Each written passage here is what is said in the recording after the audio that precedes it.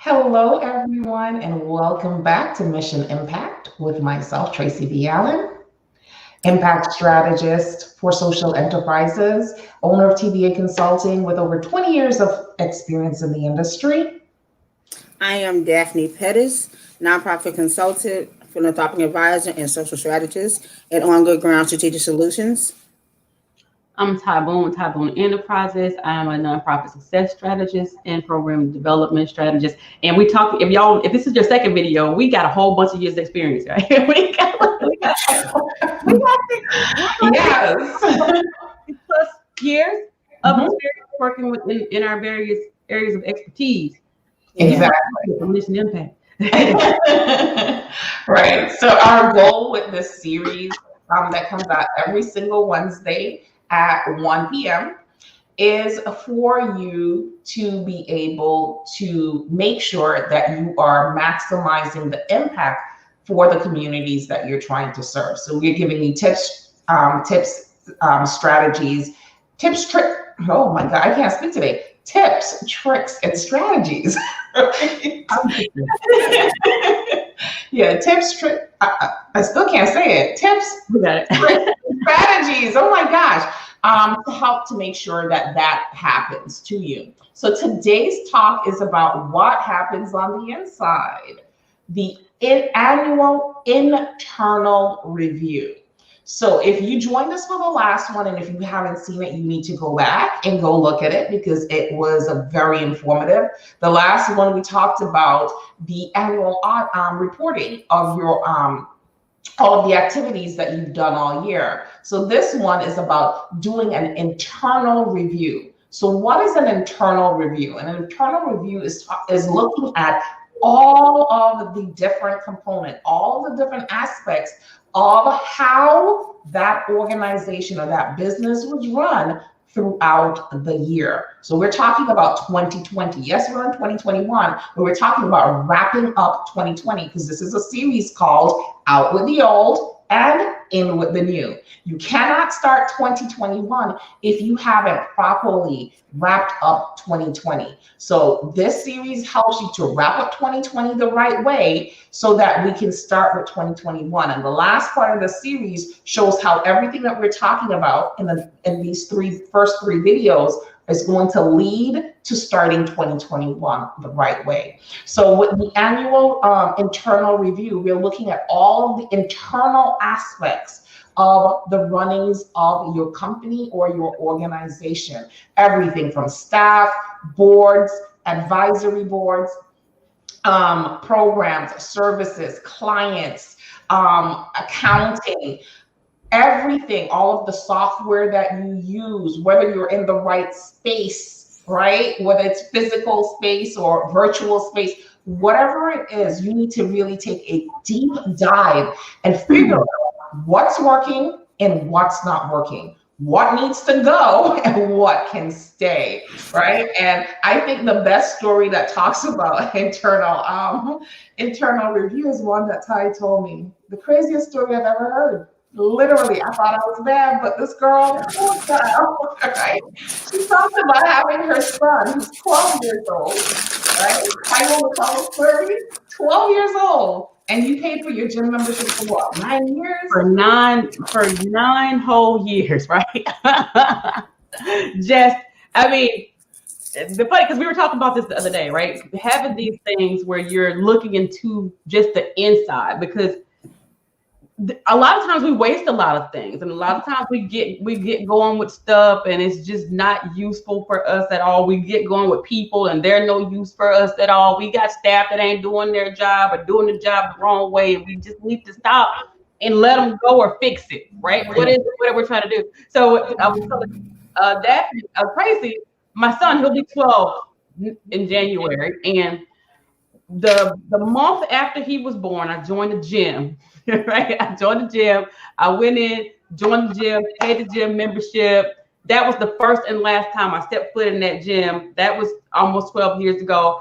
I paid for this gym membership for 9 whole years. Y'all, my card expired twice or more in this gym membership. I updated the card information, kept it going, knowing I wasn't going. wasn't going to. So one day, my husband was like, "We still paying for the gym?" I'm like, "Yeah." One day, 9 years later, right? We still paying for the gym membership.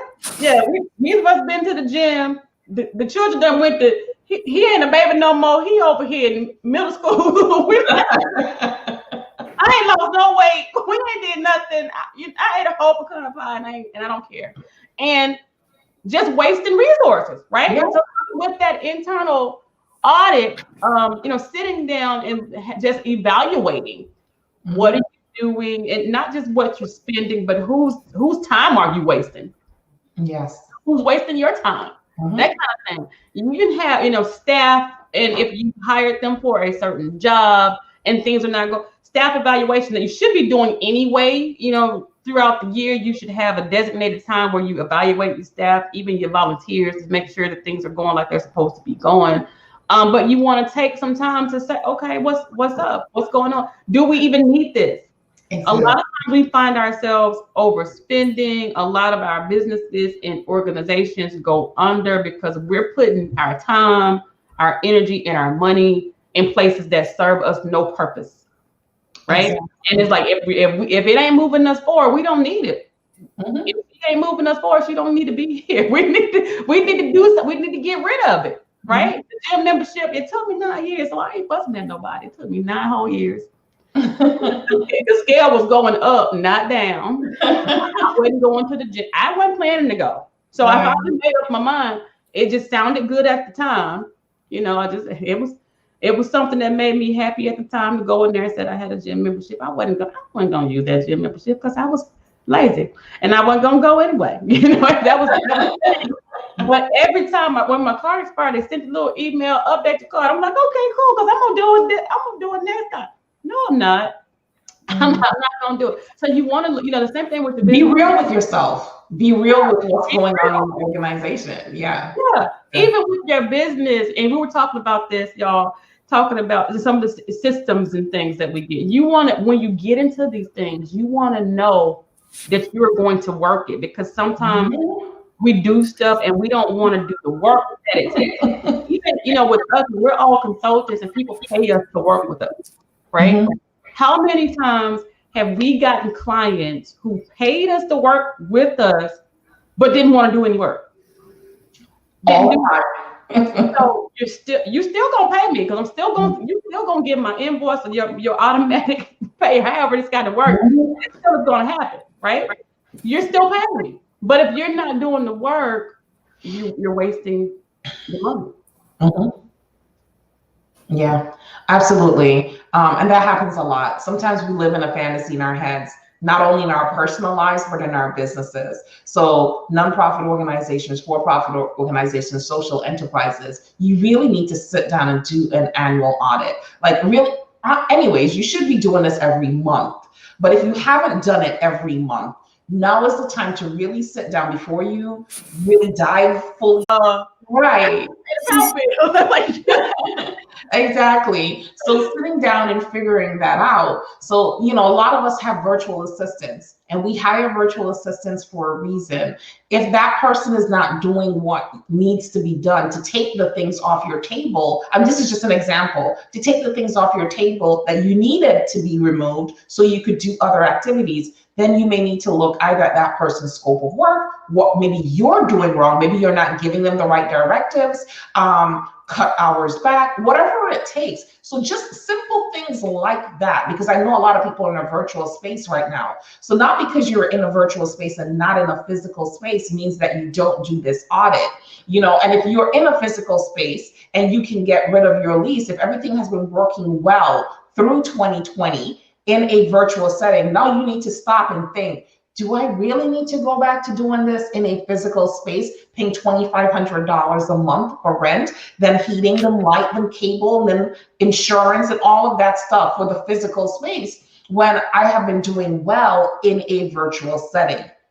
You need to stop and think about your board. You can't do anything about the board, but you can evaluate the board, and that's a whole different topic. But there's an evaluation that the board needs to undertake for themselves to see if they're being as effective as possible as an entity, as a board entity, helping to run this organization. You look at your staff. Is your staff working up to par?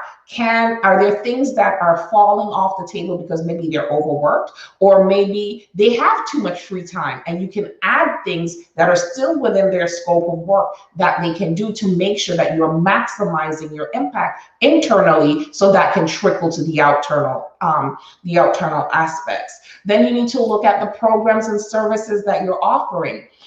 Do you need to offer all of these programs and services? Right? Do you have the capacity to continue to handle the scope of services that you're offering?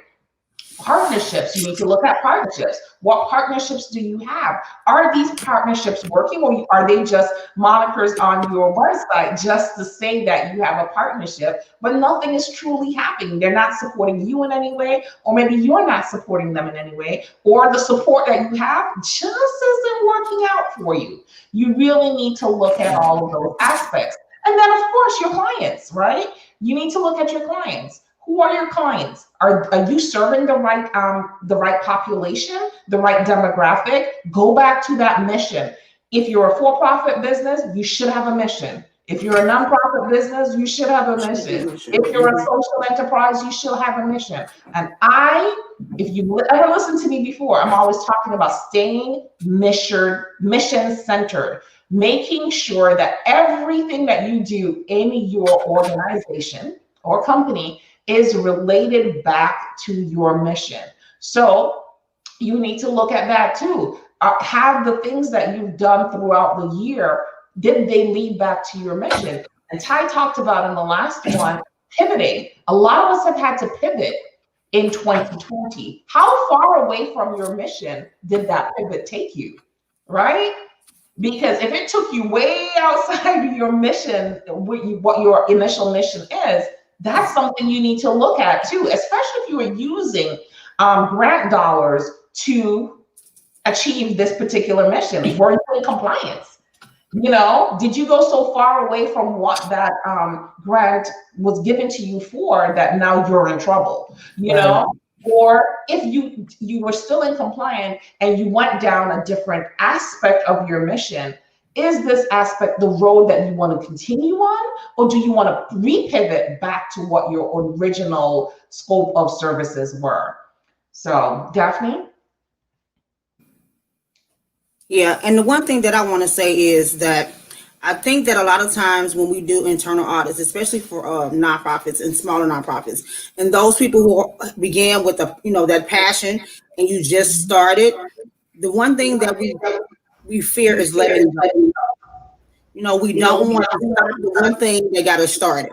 But truthfully, if you're serving the homeless, but your nonprofit organization is not your mission is not in that direction, why are you still doing it? If something is not working in your nonprofit, why are you still doing it? And a lot of times what happens is people feel like they have become known for something. Mm-hmm. And even though it's not working, they don't let it go. But in all honesty, that's the one thing that keeps you stagnant. You keep doing that one thing, and the people have moved, systems have moved, things have changed, and you're not changing with it. So don't fear letting go what's not working. Right. Yeah. And I mean, just to even give an anecdotal story to both things that you said, for about 4 years now, Ty, I've been telling you I wanted to pivot just into working with social enterprises, right? I kept telling her, I was like, I don't want to really work with nonprofits. Not that I don't work with nonprofits anymore. Let's not get that confused, because a lot of my clients are still nonprofits, but I really wanted to focus, to niche in on social enterprises for a lot of reasons. One of the main reasons is that a lot of people that I came across were not suited for starting nonprofits, right? They were not. It just wasn't the right entity for them to create the impact that they wanted to create. And I was afraid to change because everybody knew me as the nonprofit strategist, right? And so I had created this whole brand around being a nonprofit strategist. I was like, oh, so how am I going to pivot, right? And then earlier this year, even though I was working it, I still was working on the label of being a nonprofit strategist. I was still working with social enterprise. I've been working with social enterprises now for years. I think since I started my business 20 years ago, I just didn't call it that. I just said it was for-profit businesses, and okay, yeah, we're doing a social cause over here. We didn't put a name on it because it wasn't as popular. About 15 years ago is when I really discovered what social enterprises were, and I was like, oh, this is it right here. This is better than being a nonprofit, right? For some people, not for everybody, right? But for a lot of people, it's better than being a nonprofit because they want that control. They want that, be able to get rich someday or have, whatever type of lifestyle they want to have. And it's not that it's impossible in a nonprofit, it's just a little harder, right? But anyway, from the time I let go of the name nonprofit, right, and put that stamp of approval of social enterprise specialist, my business is like skyrocketed. It just like went, right? It just went. So those are things, that's part of an internal audit. Because how I came to that conclusion is because I kept looking at where my business was going, the type of clientele I was getting, the type of clientele I didn't want to work with anymore, what people were asking me for, right? So if I'm working, if 75% of my business is coming from for-profit entities, then that's the space I need to be in, not the nonprofit. 25% of business cannot support me. Right? It cannot put food on the table and keep the lights on. So I'm just saying that. And another thing that happened is I just moved. And 9 years ago, I moved back to Connecticut, right? And when I moved with all of the things that I had, all of my worldly possessions. My daughter is 16 years old. After I had my daughter 16 years ago, I was a size 12. And I was a teacher, and I had bought a whole new wardrobe like I did. Let's not regress to that time, but I used to spend at least about $10,000, $12,000 a year on clothing. I had a habit, okay? I'll shop my gym membership. Okay, go ahead. So I was spending a lot of money on clothing. But right after I had my daughter, I became even more ill. And I got on some medication. I started putting on weight. So the clothing that I bought, all those clothing from Nordstrom's and Saks Fifth Avenue, and so it's expensive clothing, right? I'm like spending $200 for a shirt, or $500 for a pantsuit or something to that effect. I was so attached to these clothing because I'm just like, I got 4 or 5 containers of about $20,000 of brand new clothes that I have never worn. And I did not want to let go of it, right? I did not. I was just like, I'm going to become a size 12 again. I'm going to become 16 years later, I still not a size 12, right? I've never gotten back there. I've come close, but I've never gotten back there. So the point is I haven't been able to wear those clothing. And in moving, this move, I said, that is the one thing I need to let go of. I have got to let go of why am I holding up? My style has changed, right? And it's the same thing in your business. Sometimes things change. You start off doing one thing and then you pivot as you see things happening in your business, what people are asking you for, what the marketplace is looking like. You have to change. And that's all part of an internal audit. It may sound like I went off script, but it's still part of an internal audit, because not only do you have to do an internal audit for your business, because some of us are our business, right? And so deeply invested in our business, we have to do internal audits of ourselves, because what happens in our lives trickles over into our business, whether we like it or not. There's no big line of delineation that says, okay, this is business and this is your personal life. If things are not going good over here, as much as most of us may want to say it doesn't affect our business, it is going to affect your business. So you really need to do an internal audit, not only of yourself, but of your business practices as well. Mm-hmm. You're absolutely right. On the personal level, if you're not in the right headspace personally, you're not going to be. You can forget about running a successful business, because it's not going to work. It's going to be all out of line. But I remember when I worked in the aid service organization, and back then, prevention was initially the thing. everybody wanted, you want to talk about prevention, you want to talk about modes of transmission, whatever. Then Magic Johnson came around and got this pill that, and it got like super funding for this pill, and they didn't have to take like these big cocktails anymore. Everything got easier. People were less concerned about prevention and more concerned about treatment, right? Mm-hmm. And since that became the thing, and my job at the A service organization that I was hired for was education and prevention, right? So that's what I was doing. And then we had to start noticing, because of things like internal audits, the funding looks funny, right? Treatment, prevention dollars are decreasing. Treatment dollars are increasing. So how do we stay in the mission of my program, which was education, and prevention, but still but be able to get some of this treatment money, because the education monies don't look good. And I got 7 people on my staff that I got to help, make sure they take care of their families, right? So how do we pivot but still stay in the mission of our program? We can still educate about treatment, right? We can still educate about adherence to your drug regimen. So it was an easy switch, but we just had to pay attention to where the conversation was going, right? And do some more research and make sure that we were there with that. Now they have prep, right? For people who just all kinds of stuff that's changing in the field. One thing that I always remind people is, when you're getting into these organizations, you're getting into these businesses, you have to be the subject matter expert in your thing, right? You have to always continue your education. And oh my gosh, people in nonprofits, especially when you're doing everything and you're wearing 95 hats already, we kind of get stuck where we're like, okay, I'm running a nonprofit business, I'm the executive director. But if you're also the program director, the case manager, all this stuff, you got to stay in the know. You got to know what's going on in your area. If I came to your city and I needed to know about epilepsy and your organization services, you need to know everything there is to know about it. You need to know, and you need to invest in the education that it's going to take to know. You got to know when the trends change. But like when I was working in HIV, if I didn't pay attention to the fact that, hey, everything's switching to treatment, we were gonna have to fire 7 people. Because we ain't got no money. Right. We don't have enough money to support their salaries. So how do we change that? We had to stay, on top of it.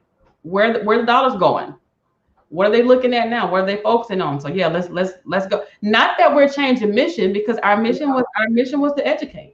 Right, exactly. So you're still educating, just about a different topic within the same program. And that's great, because we're talking about looking at the marketplace, looking at what's trending in the marketplace to make sure that you're serving what people need at that time. So yeah. And then again, it goes back to your needs assessment statement, which we talked about briefly on Clubhouse, but we'll talk about that more in detail in another one. But it goes back to your needs statement, right?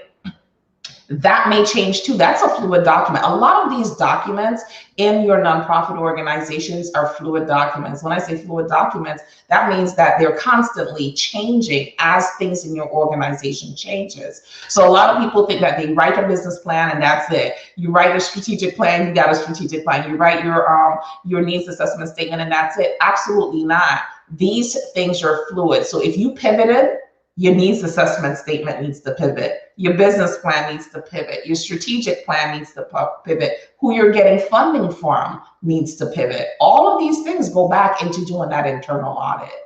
Daphne, last thoughts. My last thoughts is always for the founder. That person who, as you say, is doing everything. That internal audit also shows you where you as a founder need to adjust, where it is that you need to possibly take a look at yourself, your position, and what it is that you are doing that may negatively impact your organization or positively impact your organization. And if you are at the point to where you need to shift as a founder, is it time for me to remove myself as the ED and focus more on something else? Is it that it's time to hand over some of the responsibilities and hire more staff? You can't keep operating in the space as the Lone Ranger, because as you do, your organization suffers. And as a nonprofit founder, your overall mission is to do whatever is needed for your organization to be successful. That is your goal as the founder of a nonprofit organization. So as we're saying, that internal audit is, is self as well as organizationally, and in every area, what is best for the organization, not what's best for self.